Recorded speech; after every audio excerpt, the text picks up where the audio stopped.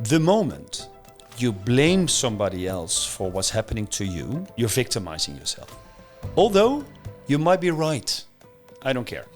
You might be right. So the only thing that gives you control, or which gives you like developing and creating your own life, is constantly thinking, what did I do that this happened? Because that's what you can change. If you're coming from love, if you're coming from respect, you can tell people everything. Lars, I love this conversation because this is all the time between people is going on. And as long as we can keep it with ourselves, so what's happening with me?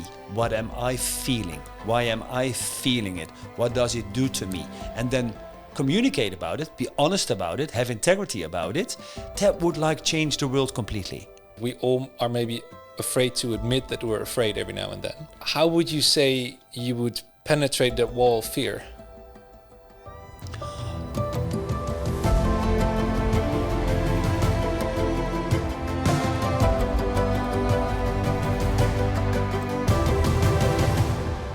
Welcome to the Spirit Unfolding podcast, where we explore the depth of the human experience, the creative energy that runs through us all, and what we can do to create a more beautiful world. My name is Lars, and every episode I sit down with a creative, pioneer or teacher in the fields of spirituality, art, health, and the natural world.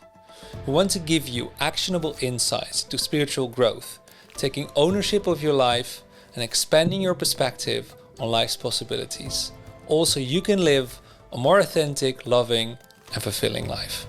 I am honored that you chose to spend your valuable time listening to the Spirit Unfolding podcast. And you would really help us by subscribing to YouTube, Spotify, or Apple Podcast, and sharing the episode with your family and friends and on social media. Thank you so much. Welcome to a new episode of the Spirit Unfolding podcast. My guest today is Keunen, who is the founder of Broad, which is one of the biggest and I would say most successful coaching and training organizations in the Netherlands. I've gotten to know Tom quite a bit through working with Broad for the last year and a half. And what really stood out for me is the way he carries himself and the way he helps and trains people, working with humor and directness, but at the same time, a lot of compassion and softness. And he obviously, through doing this work for about 15 years, he has gotten so much knowledge and he knows so much about the human psyche and where we are holding ourselves back, how we can break through barriers and how we can get more out of life. So we dived in for just over an hour. I really had a lot of fun, and I know you will get a lot out of this, so enjoy it. Let's dive in. Yeah, Tom, welcome. Hello. I've seen you work a couple of times, completely in your vibe, in your energy, what the impact can be on people in such a short amount of time. And it's really inspired me to see like how actually easy it can be to enact change in people and to help them with insights. And having done this work for, 15 years, probably helped thousands of people. I'm really curious, what are the things that for you stand out, or maybe that come back again and again, in the sense that what is it that people, what are the biggest blockages for people and how do we get out of it? Oh yeah, beautiful question, Lars. Nice to be here, I have to say. Yeah. And thank you for asking me. The main blockage of people is the things that people start believing in.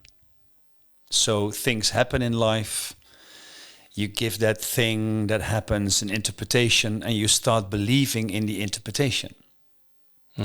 That's the biggest blockage for most people.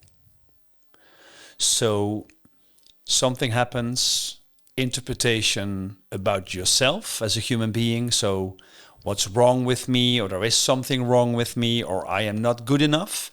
And for all people, there's a different basic for that. So why are you not good enough, or what are you missing as a person, or what is it that's wrong with you? And then start believing in that thing and act towards it. So it becomes a self-fulfilling prophecy. That's what most people do. Yeah. Becomes maybe even part of the identity, not so much even just what you believe in, but what you believe you are. Almost it is the identity. Yeah. So how do you identify yourself? So if I would ask you, for example, so what do you like believe about yourself that is constantly there, that you have to manage all the time over and over and over again? Right. So in a sense, there's something that still bothers me, perhaps, you mean? Absolutely. Yeah. And there must be something, otherwise Yeah, I of would course. talk to Buddha. Yeah, there is this sense of insecurity that where I feel like I'm maybe not good enough, and it just can be nuanced in all kinds of different ways, or it can be very obvious. But I think that's for me still the main thing. Yeah. Okay. Yeah. So then you must know what is not good about you, right? What's missing? What is the thing? Yeah, sure. Well, I used to be very, I still am, I guess, but I'm learning to let it go. Like very outcome driven, very performance driven, very competitive, and I would get my value, my confidence, and how I would see myself out of what I do, Oh yeah. and not so much out of who I am. Oh yeah. So I would always be comparing myself to others and to the results and the outcome to others and myself in the past and all this. Yeah, nice. So you could say in a way that what you do is like you want to win the game. Yes. Yeah. So you make all kind of games for yourself, whether it's like a podcast or whether it's like things in life or photography or movies or whatever. And people like you, they make life a game. They have to win. Because if you're not winning it, you're a loser. Yeah. So what do you think, and let's talk about all the people who have that, because a lot of people have that. Huh? Yeah. So if you're looking towards life that if not, then I am a loser, what do you think happens in life for that person? You would prevent, I think it's going to double, and that in one sense you're testing everything to see if that presupposition that you have, that belief, to be able to confirm that, and at the same time it's painful, so you want to make sure that you're not getting there. Like Absolutely. I would do everything to make sure I don't feel that way, and absolutely that. Yeah. And the thing is, Lars, that you then at that moment realize that by winning the game, the losing thing is not gone. Because it's still there. It's still there. The feeling is still, The feeling is still there. So it's not like, it's not repairable. The only thing, what is the game which is played is like that we want to get rid of the feeling. Yeah, by doing the wrong thing. By doing the wrong thing. Yeah. And whether it's like being a loser or not being good enough or whatever it is, if we cannot accept that is what we feel or that is what we experienced when we were younger, then we will find all these surviving techniques, which is like over and over and over again, which are not working. But it costs you energy, it makes you exhausted, it makes you not self-expressed. Yeah. And in the end, it costs you self-love. Yeah. Because you're not accepting the part that you can look at yourself and think, oh my God, there it is again. I'm feeling like unworthy, or I'm feeling not good enough, or I'm feeling that I'm missing things. Yeah. I have that every day, Lars. So, yeah, I think it's very human, right? I think almost, I don't know if you've ever met anyone that doesn't have any insecurities. I feel like it's very human. And I think we all have this sense of, like, I would say from a more spiritual perspective, there's this sense of, there's always separation. You would okay, maybe you have a body and you have a soul at the same time, and maybe the soul is connected, but that's not how we identify with. And is it so are you saying, you talk about self-love, does that mean that if you can heal the self-love or work on that, is that the key? It's a beautiful question, Lars, because self-love is not about healing. There's nothing to be healed. So if you can look at it that way, that there's nothing to be healed, there's nothing to be fixed, but it's okay the way you are, that's self-love. And what we think that self-love is like the people on Instagram. Like, look at me, and here I am in a balloon, and I'm like at the sea, and this is what I do, and I make money, and that's not self-love, that has nothing to do with it. What self-love is that you actually look at yourself and know, I'm happy, I am sad, I have these things, I have these negative things about myself. That's all me. And accepting that is the first step towards like personal management or personal leadership or happiness. Yeah. So there's nothing to be fixed. The fixing thing is the thing that everybody is doing, which is like not working or which is like ineffective. Yeah. Two people in an elevator, both with the wounds from the past and all the interpretations from the past, Lars, in their fixing thing. So you're in the elevator and you don't want to look like a loser. What do? I don't understand the elevator analogy, but well, if you're together with somebody you don't know, what's happening in an elevator? It's boxed in. So you're going to put up a mask and you're going to pretend to be someone you're not, probably, because you're going to be conscious about how is that person, looking at me, like how are they viewing me? What is the perspective or the image that I'm giving away, and is that the image that I want to give? Absolutely, it's like if you're looking at the behavior of people, you can, and that's why I'm asking the elevator, because it's boxed in. You can go nowhere. So you're there, stuck with somebody else in an elevator, and you do what you can do best. One, or you comply. You think you need to start a conversation and you think you need to start being nice. Hello, good morning, how are you doing? What is it? Or you're nice to be the nice guy, but that's complying. Do you like me? Do I belong? Yeah. Or you do the moving away thing. So you go like in your phone, or you go like whatever you do, or you go into control. You ask, are you going down? Or you're going to push the button all the time? That takes a lot of time. Whatever you do, but that's what you do. Yeah. So I'm more the complying guy. So how are you doing? How was your day? Because I think I have to make sure the conversation goes well in the elevator. Yeah. What do you do? I would. It switches between turning away and getting on my phone, for example. Oh yeah, okay. Looking at your phone. Yeah, or making conversation. Oh yeah, okay. One of the two. Yeah. But what would be a more fruitful and more authentic way is to just be with that feeling, whatever it is, with that maybe you're being a little bit nervous or whatever, and just to accept that. Absolutely. To stand in an elevator and then I look at you and I think, wow, what a beautiful guy. And there I stand and I be with you. Yeah. Looking at myself, like, do I feel like insecure, or is it like, am I making me nervous, or what's happening with me? And then be in contact with that feeling. That's what it's all about. And most people lost completely contact of who they are, what they feel. So to come back to your first question, that's the thing that most people see in life, or what they have in life as to solve. Yeah. And how would you describe personal leadership then? Is that because for me it feels like this is very much connected to knowing who you are and acting like it. True. That's true. What else comes up for you? For me, it's like personal leadership is all about authenticity. So say what you think in a respectful way.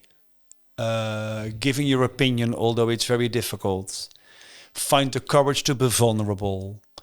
Knowing what makes you insecure. Know your talents and make your talents bigger. Knowing what you want in life, and although it's hard to get there, to do the things that are necessary to do it.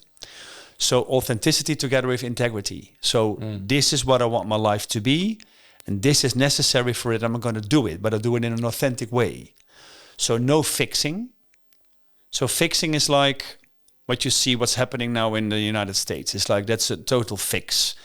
It's there is something wrong with me and I have to fix it. Look at Trump. He's like the biggest, how would you say it, like a kind of surviving technique there is. So that's all about fixing. So feeling like a nobody, and then you have to do all these things. That's not personal leadership. So personal leadership is knowing what you want and do it in an authentic and with a lot of integrity. So know what you feel. Can you check in with who you are? Can you name what you feel? Can you be honest about what you feel? Can you be vulnerable? Can you tell people, I don't know? Can you ask people, hey, what shall I do? Can you ask for help? Can you tell people, hey, sometimes I act like an ass and please tell me because sometimes I don't know. Yeah. Or, hey, I did this to you, to your girlfriend or your boyfriend and apologize for it. Can you take responsibility for that? So that's all what is like personal leadership. Yeah. You mentioned a couple of times vulnerability, and I've experienced myself, and I know this is very important for you at Brout. Feels like one of your pillars in how you work, and also how all the coaches and trainers, they bring in a lot of themselves and their own vulnerability. Yeah.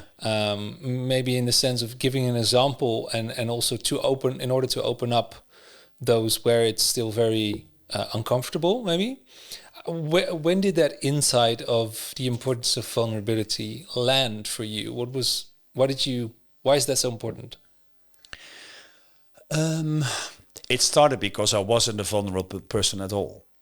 So when I was your age, like 31. Yeah. You're 36 now? 34, yeah. I thought that I had to be perfect. So whatever I did was not good, or I made mistakes, I didn't tell, I didn't show, I hid the mistakes I made. I lied about it. So there wasn't any vulnerability because I could do everything. I was like a Barbie. Yeah. And then the male version, Ken, his name. And what I could feel, Lars, is what I experienced. That I had 5 relationships before I was 31. And it all went wrong. Mm-hmm. And in my head, it was all their fault. Which is, of course, cannot be. Yeah.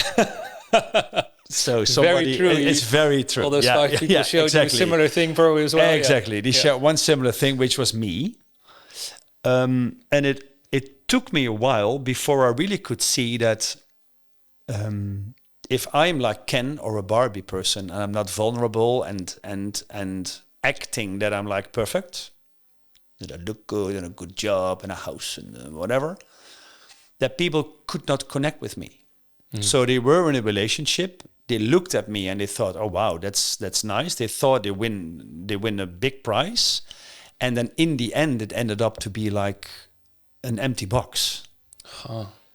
Because you were not authentic. So I was not authentic. I didn't show vulnerability. And if you are with someone who claims to be perfect or acts to be perfect, no mistakes whatsoever, that's not a very nice relationship, right? Because it's not real. It's the Barbie world you're living in, which is not true and not real. So it took me some time before I could see that I did something that people could not connect with me, which made me a person not to have a relationship with. And what I really wanted was real connection. So my desire was real connection, but I did not know how to do it. And I still have difficulties with it. So I have to... nowadays, I'm 57, almost 57 now. So if I really have to check in with myself and push myself to, hey, what am I feeling? What do I really want? It's something I'm still learning in life, that I still have to do it, to know what do I want. Do I do it because you want it, or do I do it because I want it? Or because I think that you want it. Or because I think that you want it, or do I have to adapt, or is it done that I want to do my own thing? And if I do my own thing, don't you like me anymore? So everything is about likability. And I thought always that you like me because I'm perfect. And to get rid of that like idée fixe, which is like in my head, it takes a while. Yeah. But if you keep on working for it, and that's personal leadership, I guess, then it's getting less and less and less and less that it's like bothering you, or that the behavior is there before you even thought about it. And so how that it means, like for you, this was just this is a practice of continuing to show more and more of yourself and go through the uncomfortability or the fear. And I feel like what I've experienced also is like you try to find different ways of like dealing. So there's a situation I don't like, or there's a fear or whatever. Yeah. And I try to deal with it by doing all kinds of other stuff. And that's maybe what you would call fixing. And then at some point it's like, no, actually the only way is through. Always. Yeah. And that's a nice thing you're saying, because what we think, everything that is bothering us in this moment, in the future, is because of the wounds of the past. And what we try to do is to not feel the wound and go underneath it, above it, left from it, or right from it. And that is all surviving techniques. What we always say within Broad is like, behind the wound is the miracle. So where the wound starts, in our youth or when we were younger, what we also leave there is the thing that is our talent, or that is authentic, or that is the thing that is like really you or me. So we leave that behind. Yeah. Because you're punished for it, or you could not do it, or somebody says, hey, act normal, or whatever. And then we leave it there. So for example, if a child is young and you have like the innocence of a child, something happens. Like you're beaten up by your father, or there is like a little trauma that happens.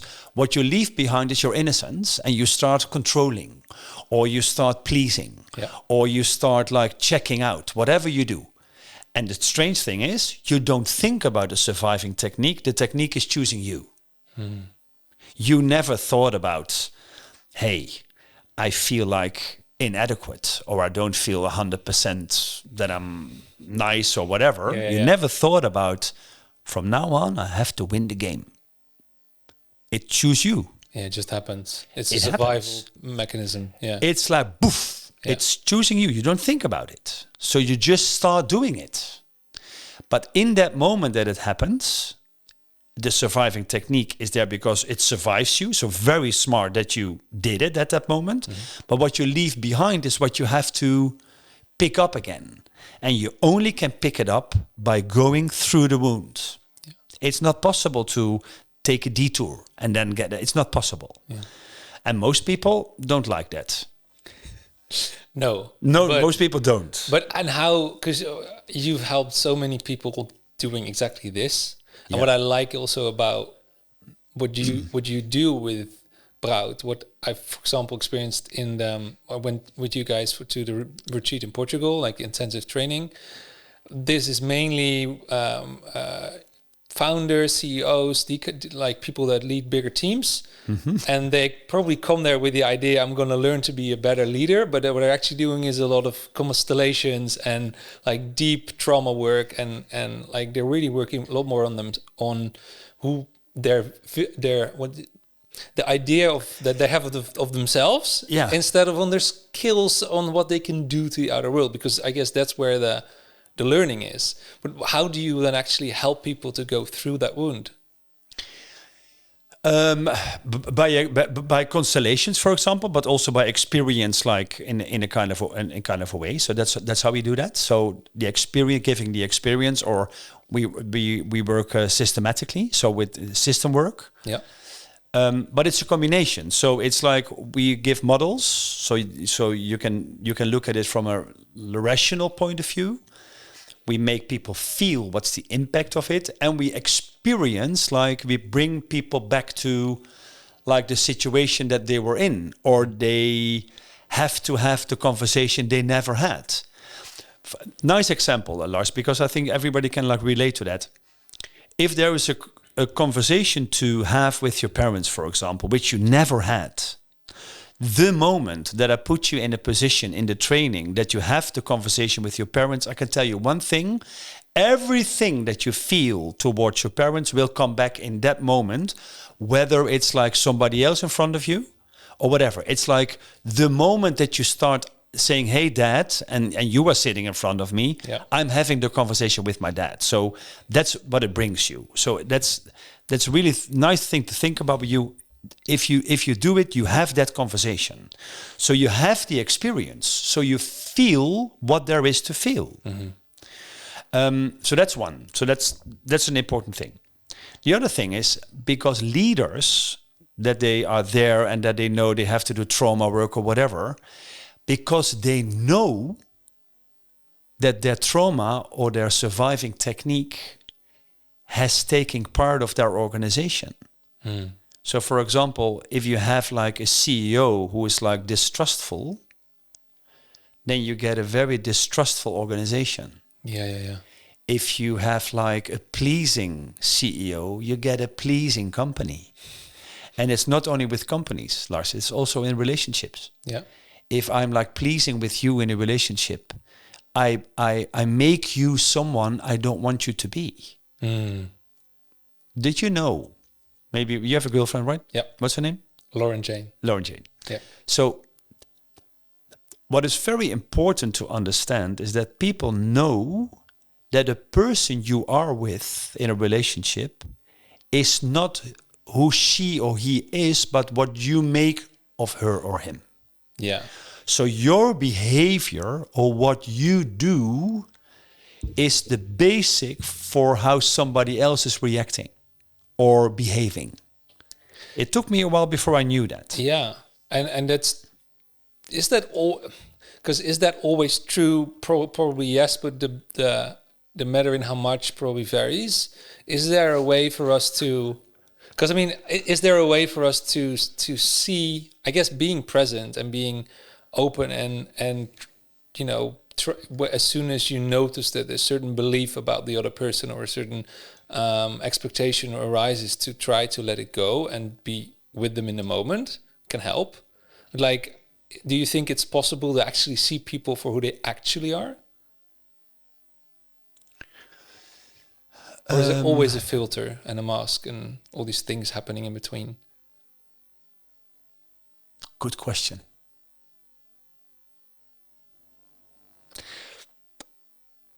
I think, but I'm not sure, there is always something in between. So whether it's like a filter or whether it's wishful thinking or whether it's hope or whether it is... I think I have a very nice example. If you start hiring people, for example, and you have a conversation, a job interview with somebody, and you like him from the first moment, or you like her from the first moment. So hello, and hello was enough, or you had me with hello. I can tell you one thing, that 80% of the people who is like interviewing you is like interviewing you in a way that you give answers that you are becoming a yes. Oh, yeah. Because I like you already, and because I want you to be the guy or the lady or the woman, I'm starting asking questions in a different way than I maybe normally do. Because I want to influence the outcome of it. Yeah. So maybe I am less profound with the questions, or maybe I take a yes for an answer. That's, I think, a very good example in how we can influence the way people are or what we want from people. So I think there's always something in between. I think. I once heard like someone explain this idea of try to see your partner, and it was the example of a romantic relationship, try to see your partner with fresh eyes every day, to try to discover them again as a new person every day. And of course, this is, to a big sense, it's impossible, but it also gave me this idea of like, yeah, well, there is beauty in that, like to not take someone for granted, for example, as well. And I think, of course, you can also do this within your team or your friends, or I guess in a romantic relationship, it's probably the person that's closest to you. It's maybe the hardest to do that. I don't know, but it intrigued me to be like, okay, let's see if I can be fully open to see and to experience what there is instead of what our past dictates our expectations of the future, and because that happens, then most of the time we actually maybe are not even that aware of it anymore, because it's just been the way it is, and it's kind of probably going to be like that, so we're going to focus on other stuff, and we might not see the nuances. Would you, it's not necessarily a question, but like, how would you look to that? Well, I think in a way, the way you describe it, it's impossible, because it's like it's not possible, because I am. If I were in a relationship with you, you are in a relationship. I am in a relationship with you, so I cannot see you every day as a new person. No, so that's not possible. But I think there's a way in which we can make it clean every time. But that needs conversation. So it needs conversation, vulnerability and honesty, Lars, because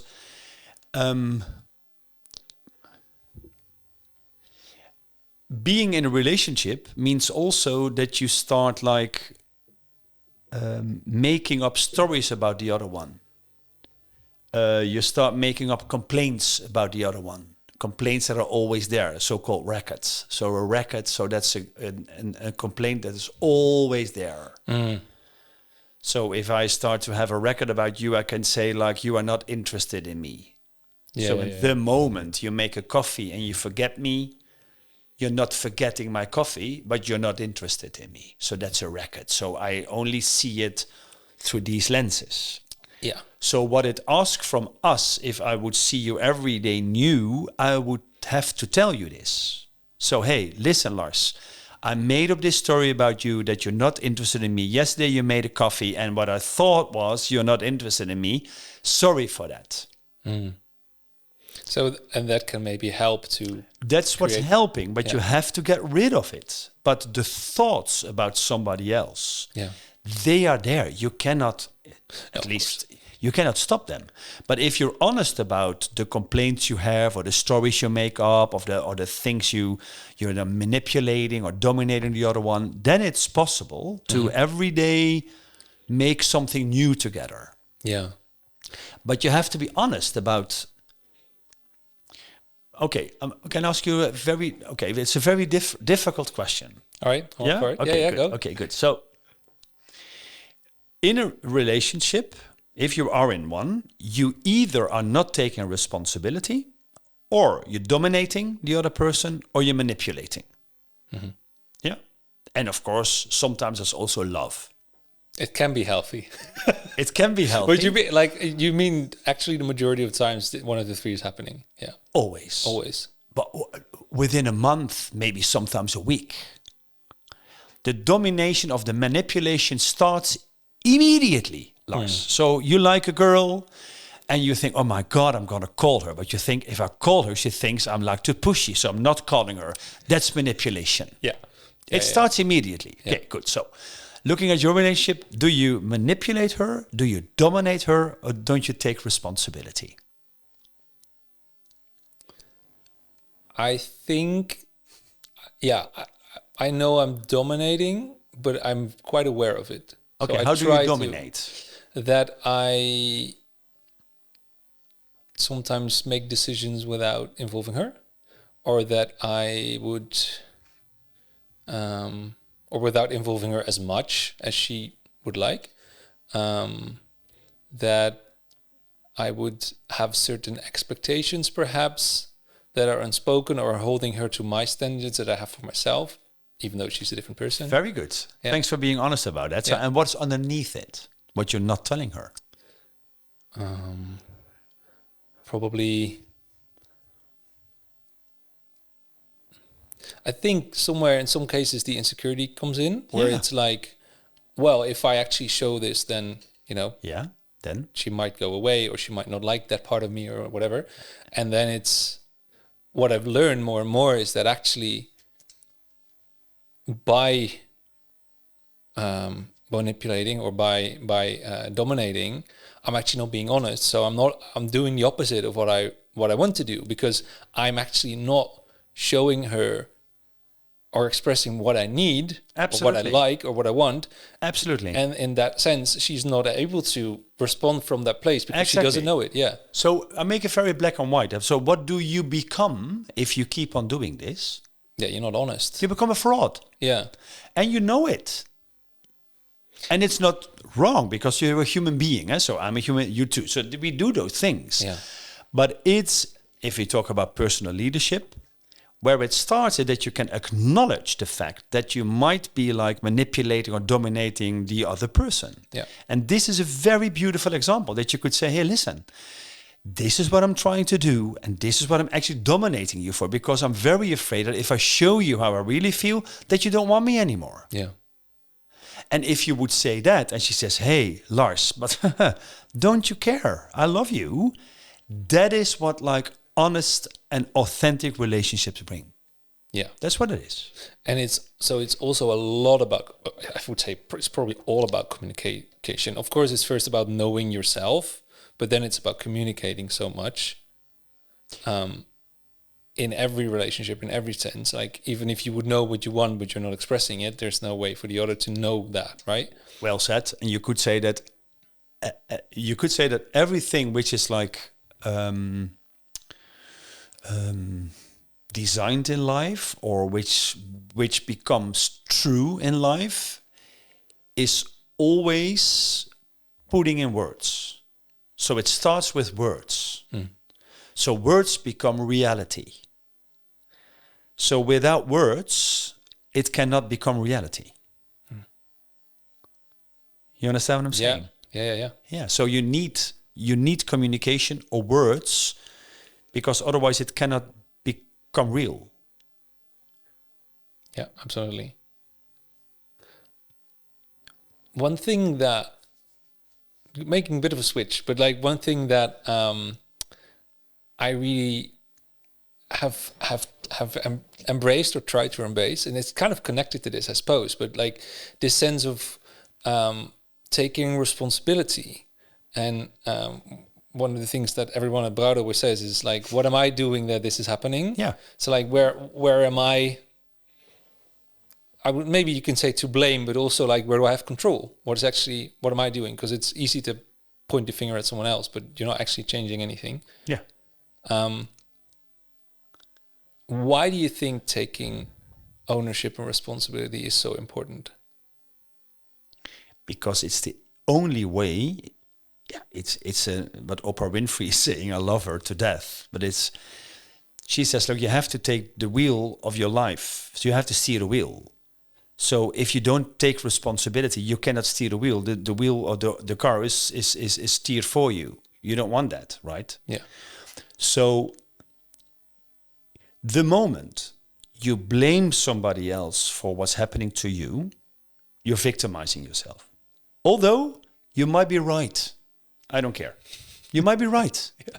Maybe somebody was very nasty to you. Maybe somebody steal from you. So maybe they give you a punch in the face. I can totally get that. So there are a lot of things where we are right about. So your family or your friends or your girlfriend or whatever. Yeah, no one's perfect. Obviously. No one is perfect. Yeah. So that's true. So the only thing that gives you control, or which gives you like developing and creating your own life, is constantly thinking, what did I do that this happened? Because that's what you can change. Yeah. So looking into a relationship, for example, if the relationship doesn't go well, what do I do that is not going well? I can blame him or her. You can do that, but you give away power. Yeah. Nice thing is, we only can think that if we stop thinking in good and bad.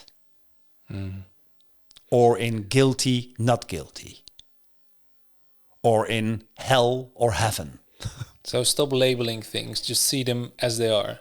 See them as they are without making yourself wrong that you made a mistake or that you are a human being. Have empathy for yourself and compassion for yourself, and that you can tell me, hey, wait a minute, this is what I did. I did wrong. I fucked up completely. I'm sorry for that.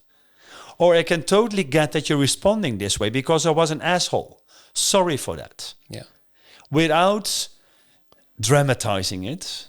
Like, oh yeah, I was so... No, just, hey, this is what I did. I'm sorry for that. Yeah. We don't need drama. That's not the key. It's like, it's about... That's maybe manipulative as well. Very much. Yeah. Very much. It's manipulative, and it's like that you feel sorry for me.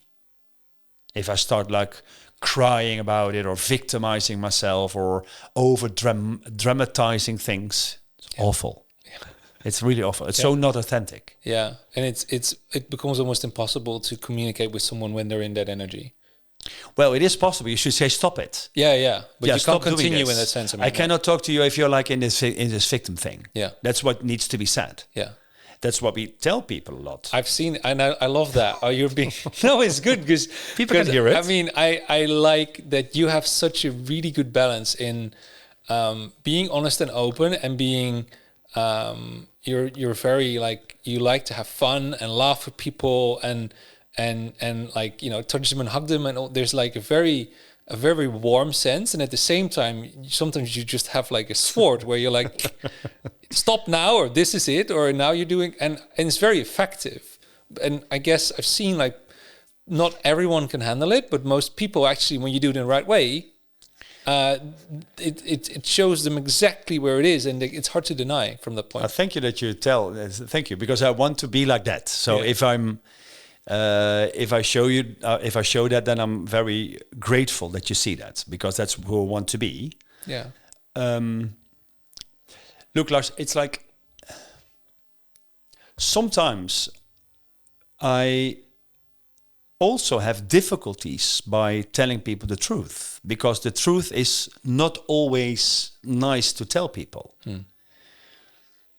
So sometimes the truth can be, stop dramatizing this, or this is complete nonsense what you're telling right now, or whatever you can tell people. Yeah. But if you're coming from love, if you're coming from respect, and if you're coming from a stand, so that you are the stand for somebody else, that he or she can take his life in his or her own hands. If you're coming from that stand, you can tell people everything. If you're coming from a make wrong or a judgment, you can't tell people anything, because they feel it, they're judged, they're made wrong, and they're coming from resistance, and tell them, this is not what I am. So it's all in your own hands. So intention is very important. Do you feel like intention is also something that we're not communicating enough? Well, what I learn, people, if you have an intention, but the effect is different than your intention, you did something that was not very effective. Yeah. Because otherwise, if it would have effect, you have done the right thing. So if your intention is good, but the effect is wrong or inefficient or whatever, take responsibility for the effect. You don't have to take responsibility for your intention, because that was good. Yeah. But if the effect is what you don't want, take responsibility for it. So that's one. Other thing in life nowadays, in this era we're in, it's a crazy thing, but people tend to look at only the effect or the impact and no longer at intention. And that's the wrong thing that we are dealing with in this like era. So for an example, I give you feedback, and maybe I do it in a very severe way, or maybe a little bit like, how do you say that? Streng? Brutally honest. Brutally honest. Maybe a little bit too much. Yeah. But the intention is to make somebody grow, or the intention is to make somebody see that he needs to develop in that area. That's an intention, right? Yeah. And maybe you are too on top of it. It's possible. Then a lot of people do is not looking at the intention. Van, hey, I hear you want to bring me like development and you want the best for me. I can hear that, but hey, maybe can you slow down a little bit because otherwise I cannot hear it very well. That's not what we do. We do like, oh, you make it very unsafe at the moment. Oh, yeah. So then we go in not the intention, but in the impact. So then we start talking about the impact. And blaming the other as well. And blaming the other. Yeah. And making like a scene out of it that it is not safe. That's not the case, baby. The case is that you have to say, hey, I am afraid. That's something completely different than it is unsafe. It is unsafe, doesn't exist. Yeah, because someone else will definitely experience it very differently. Very different. So it is unsafe is the most unsafe thing to do. It's not true. Oh, yeah, right. By bringing that up in that sense, you are actually making... You make it unsafe. Yeah. Even though that's not a thing. Even though it's not a thing. Yeah, but because you blame someone else, then all of a sudden everyone else feels like they've done something wrong. Exactly. Without actually having that intention. Exactly. Yeah. So if you do it in an organization, for example, so it's very unsafe and he makes it very unsafe or she makes it very unsafe, then there is HR, people start, But the only thing which is going on that you need to say, hey, listen, this happened and I'm afraid. Yeah. And then you can have a conversation because then you can ask, hey, what makes you afraid? And then you can take responsibility for what makes you afraid. So I'm not bagatellizing, is that a word? Yeah, bagatellizing? I guess so. Yeah, I guess so too. I can say it, so it's a word. So you can bagatelize it, that is like, but if you are afraid, that's your feeling. I cannot do anything about it, so I have to talk with you about it. Yeah.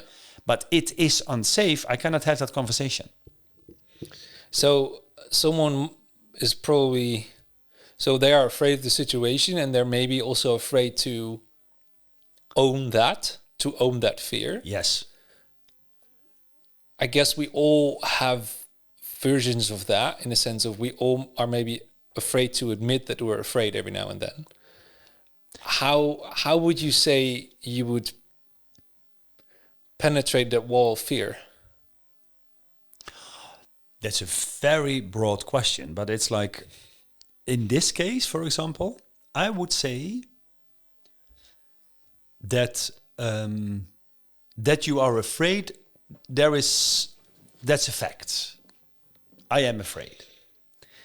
And then you can ask, like, why are you afraid? And then you can go in two directions. You can go like, I am afraid because you act like this, or you behave like a wild man, or whatever you do, it makes me afraid. Yeah. So that's a thing. So then you can externalize the fear. So you do something that makes me afraid. And you name it. And you name it. Yeah. Or you can say, hey, you do something and I can see it's from you, but it's pushing a button inside of me and that makes me afraid. Mm-hmm. So for example, you behave in a way that my father used to behave, and that's not a very nice feeling, but it's my feeling. Yeah. But could you please consider the next time that we are talking that you take it easy, because it's my button. I have to take care of the button, but please consider I have the button. Yeah. And that's a very good conversation you can have, because you take responsibility for your button, and you can ask and do a request to somebody else to how do you say that, to consider it and to hou de rekening mee? Yeah, to adjust maybe a little bit to the sense that you know that other person has certain needs. Exactly, because I want to have a good relationship with you, and because I know that is your button, and you know what I do? I take it in consideration that it's your button, so that's okay. Yeah, I will take it easy next time. That's okay. Yeah. So you can go two directions. Most people choose direction number one. Yeah. So you do something and it makes me afraid. Yeah, and then it's almost always the next step, or like it's easy for the next step to be, then you need to do something different. But actually, no, it's me that is having that. I mean, then it's going back into an unhealthy thing, right? When that happens. Well, yeah. That's very. If you're looking at the response of somebody else, I don't think that many people will say, I hear you are afraid, but it's your thing. Yeah. Yeah. Well, it's interesting, right? Because I feel like, okay, yes, we can't expect anyone else to be our sort of be the fixer for our fears or our problems. Yeah, we can expect it, but it's not going to happen. It's like, the only thing you get is disappointment. yeah, exactly. Yeah, So yeah. it's really only us that can take ownership and can in that way change our lives. Yeah. And at the same time, we can definitely communicate that and ask others to help us a little bit here and there. Yeah, you Of can be a course. request. Yeah. Yeah. And then people can say yes or no. Yeah. And if people say no, then don't be an ass. And think, okay, I asked. Thank you for considering it. Yeah. But what we do is, then if you ask the question and then you get a no, then you're disappointed. That's manipulation. Yeah. So that's not working. Yeah. So this is Lars, I love this conversation because this is all the time between people is going on like this. So, and as long as we can keep it with ourselves, so what's happening with me? What am I feeling? Why am I feeling it? What does it do to me? And then communicate about it, be honest about it, have integrity about it, that would like change the world completely. Yeah. And it's a very simple thing. Keep it to and for yourself. Be in connection. Yeah. Don't blame, don't make wrong, don't expect. Don't tell people what to do. Don't dominate. Don't manipulate. That's what we do as a human being. Yeah. It feels like a constant dance with the parts of yourself that are working against what you really want to happen. Yeah. It is. And that's so nice about the work we do, because it's not we have this conversation and now you're finished. No. It's not, it's not that you think, okay, now I'm done. No, it's never done. But the more you practice with it, the more you get a master in having the right and the real conversation. Yeah. Which is, if I'm looking at what happened to me since I was 31, it's like deepening relationships. It's bringing me much more success. It's bringing me authentic relationships. I can get rid of the ones I don't want. It bringing me happiness and bringing me authentic life, which I'm also sad and angry and irritated. Yeah. Yes, I'm sometimes irritated. No, I was laughing about that. I interpreted that you're sad that you have an authentic life, but that's obviously it is. But you mean like that you allow sadness to be there as well? Yeah, of course. Yeah. So, what is for you we have about, let's say, 10 minutes before we got, because I know you got to go. But like, I'm really interested as well. Like, what is for you the thing? What do you love so much about this work? What you do, helping people in this sense, and what is it that you want to create in the world?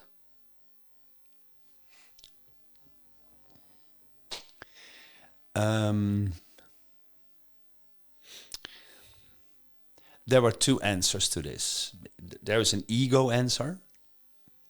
And the ego answer is like that I love it, that I know things and that I can show you how it really is. So that's the ego thing. So, and I'm enjoying that too. So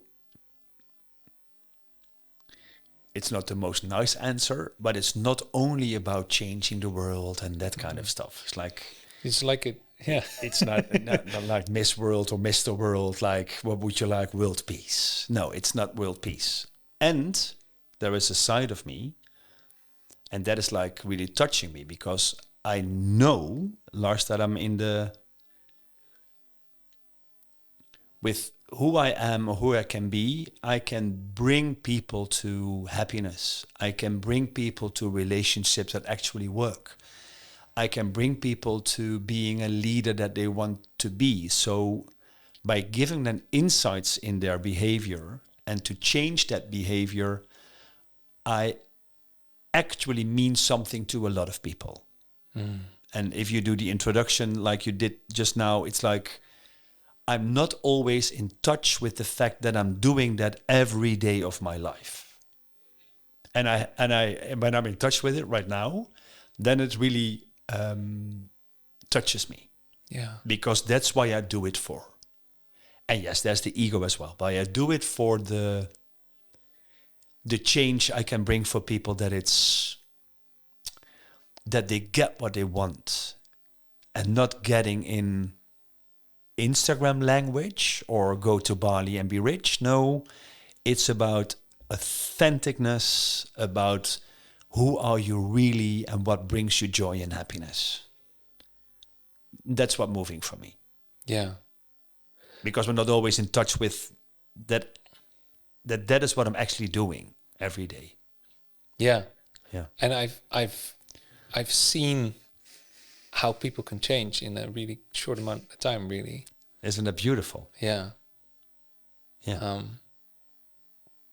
Is that something that you've always felt like you wanted to do something like that? Or was there a moment where that feeling really clicked?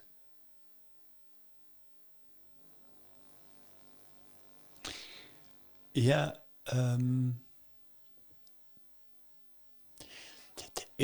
I was in musicals before, from 2006 to 2010. Yeah. And I always thought that if I would play a main part in a musical in the Netherlands, in one of the biggest theaters in Carré in the Netherlands, and I would stand in front of the audience and I would applaud, that I would be like complete. Yeah. So now I'm the man and I made it. So everything that is in language can happen. So I got the main part in Mamma Mia. And the first time I played the main part was in Carré. So I had the dream come true. Yeah. So I was waiting to get on stage and I was so nervous. I lived close by in Amsterdam, so I wanted to run home, but I did not do that. So I stayed in the theater and I played it, and I was nervous, but I played it and it went well. And then, okay, there was the applause I had to take. So I walked on stage to get the applause. And I thought, okay, this is the moment. This is the moment. Now it's going to happen. So I bow, and then people applaud, and then I'm fulfilled. Yeah. And I bowed, and it didn't happen.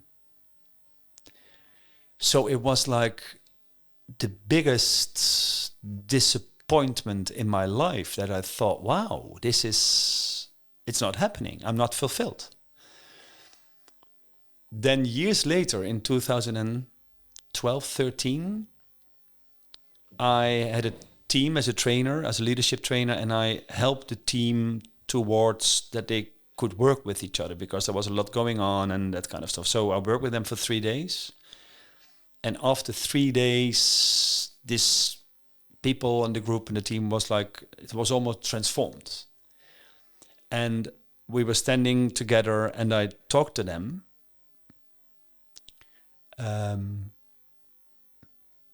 And what I saw and what I said about what happened fulfilled me so much that I was crying that they told me that.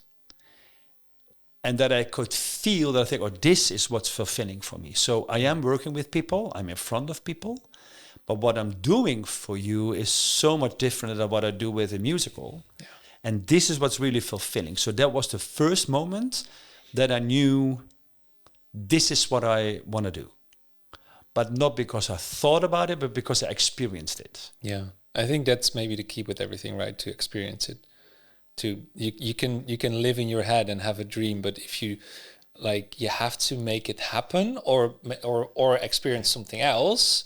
Yeah. To actually know if it's the thing or not. It's what a gift to experience that still relatively early, where you were still able to have a whole career in something else. So let's say it took you your whole life, and you're 67 or whatever, and then you have that experience on that podium, and then you feel like this is not it. That would be maybe a bit harder pill to swallow. It's too late. Yeah. I think though that some people have it in their head already. I think those people exist too. So, but I had not. I had it not in my head what I wanted. So it's, for me, it was like a real journey to know what I really wanted. But there are a lot of. Did you know that you wanted to be a photographer? Not necessarily in that sense. So I've always been working with cameras I was always toying with cameras when I was young. My dad always had one. Yeah. It was one of the first. I mean, none of the parents of my friends would have so many photos from holidays or videos or whatever. Yeah. So I was definitely brought up with it. But first I wanted to be an architect and different stuff. So it wasn't really? definitely not there from the beginning. But at some point something just kind of happened. And then So it clicked as well. yeah. Oh, yeah. And then it was like, first it was promoting my own mountain bike adventures and stuff for some sponsors. And this was like, wasn't professional in any sense, but it was like a little bit serious. And that eventually, when that dream collapsed, when I learned that I wasn't able to get to, the highest level in the world that I wanted to get to, then the film thing was kind of there already, and then other people asked like, "Hey, can you maybe make a video for me?" And that's kind of how it happened. But it's not something that I always knew. Oh, no. And also, like, I feel like I know I'm a very different person than I was 10 years ago, let alone 20. So like, I always also feel like there's new things. I would not have expected to have a podcast 5 years ago. Yeah, but for example, now I'm thinking about it, Lars, I think that maybe I'm completely wrong, but what I think could be the case is that if you know when you're young what you want to become when you're older, I think in 80% of the examples, it's like a kind of surviving technique. yeah. Because, for example, if you would say, like, I become a lawyer because your father is a lawyer, you think it's expected from you, you know what you want to become, but maybe it's not authentic. Yeah. So, and I think because when we're young, we lose a lot of our authenticness and what we really want because the first time I said I want to be an actor, my father and mother said, you know what, go earn money in a normal way. So there was immediately kind of a judgment on it. So I thought I did something wrong. Yeah. I couldn't do that. That was awful. So that made me like choose for European studies in Amsterdam. And I wanted to go to theater school. Yeah. Crazy thing, right? Yeah. But because there was a judgment on it. So I think that some people who know what they want to become are not influenced by whatever there was in their youth, or by their parents or the people that raised them or whatever. And it keeps on being in their heads. But I think for most people, what they become in the end is a kind of, I don't know if it's their own choice. Huh. I don't know. But it's just popping up. I think it's interesting to look into that subject. Yeah. Okay, last question. Oh. You're not you've sold your company. You're still active though. You're still doing a lot. Yeah. Is there anything, any dreams that you still have, or are you done? Done. No, I'm not done. It's like I'm experiencing like keynotes, which I adore. I love it. So it's kind of theater thing, but then with people working on personal leadership. I love it. Yeah. 2 weeks ago, I was with 1,600 people in one room, and the day before with 400, and I did this beautiful game with them, which is like being with people. So, and I thought I want to see if we can have 400 managers in one room and have complete silence, and then do the thing like being with people. So you have to turn to your neighbor, and then like the elevator where we started with in the conversation, act like you are in the elevator and just be with the person. So no stare down, just being with him or her. And I said, I want to do this exercise and experiment with you in complete silence. And then people turn towards each other, and they said just a little bit like room, like I said, shh. And then it was completely silent for, I think, a minute. Yeah. It was magical. So I think that's what I want to do. So big groups, but personal leadership, interactive.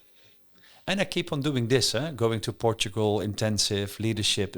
I will be a trainer till I die. Yeah, I've seen how much you enjoy it. Yeah, I enjoy it. So I keep on doing that. Yeah. But I don't want to be like the owner or the CEO of a company anymore. No. Never again. Cool. Any last things you want to share? Also definitely about how people can find you, and whatever you do still. Please, I will also link it in the show notes. How they can find me? Find me? Yeah. Okay, on LinkedIn. Yeah. Ton Keunen. That's it. And they can also send me an email if they want. Do you put the email in? I can put it in there, yeah, for sure. Yeah, and I know you're responsive to LinkedIn. Very good. Yeah. And it's Brout from Bring Out Your Best. Brout. Yeah. And so what you're helping, I've experienced leading self. 2 years ago. There's obviously lots of different things. You talk about leading self, leading others, leading organizations. There's levels to this. Correct. How would you describe what Brout does in a few sentences?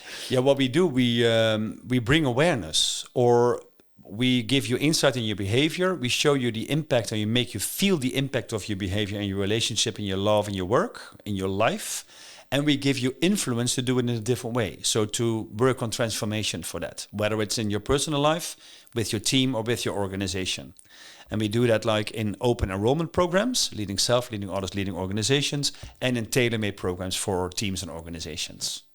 That was my elevator pitch. Awesome. Thank you, Ton, so much for taking the time. Thanks for having me. And I really enjoyed it. So. Me too. Thanks very much. All right. See you next time. Thanks for watching or listening to the Spirit Unfolding podcast. I'm so grateful that you've joined us in this episode, and I hope that you've gained valuable insights and inspiration that you can apply to your own life. If you enjoyed the episode, please share it with your family, friends, and on social media. And subscribe on YouTube, Spotify, and Apple Podcasts so we can reach more people and bring on bigger guests.